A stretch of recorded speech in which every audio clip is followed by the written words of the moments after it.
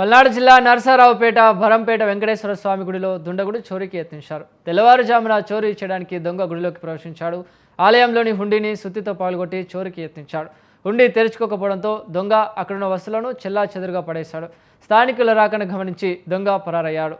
ఘటన ఆలయ అర్చకులు, ధర్మకర్తలు పోలీసులకు ఫిర్యాదు చేశారు. భరంపేటలోని వేంచేసి ఉన్న శ్రీ లీలా వెంకటేశ్వర స్వామి దేవస్థానంలో తెల్లవారుజామున 1:30 to 4 మధ్యలో ఒక దొంగ గేటు దూకి ప్రవేశించి దేవాలయం ప్రాంగణంలోని చెల్లాచెదురుగా వస్తువులని చేసి ఒక గంగాళం తీసుకొచ్చి ఆ గోడ మీద పెట్టి ఇంకా దొంగతనాన్ని ప్రయత్నించగా ఇస్కాన్ టెంపుల్కి వెళ్ళే 4ంటికి వెళ్ళే భక్తులు చూసి పెద్దగా కేకలు అరవగా ఆ దొంగ పారిపోయాడు. ఆ గుడి తలుపులు తీసిన పూజారి గారు మొత్తం చూసి ఏం వస్తువులు పోలేదు కాబట్టి భరంపేటలో ఇటువంటి దొంగల సంచారం ఎక్కువవుతున్నది.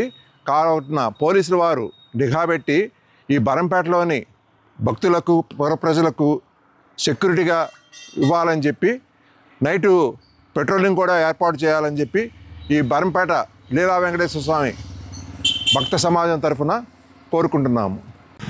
భరంపేటలో వెంకటేశ్వర శ్రీ లీలా వెంకటేశ్వర స్వామివారి యొక్క దేవస్థానంలో ఈరోజు తెల్లవారుజామున 1 గంటల ఆ టైంలో ఒక వ్యక్తి లోపలికి దిగి దొంగతనం చేయడానికి ప్రయత్నించారు.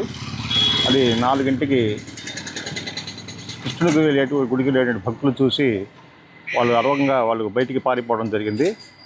లోపల మొత్తం సామాన్లన్నీ కూడా చెల్లాచెదురుగా పడేసి ప్రయత్నం చేశారు.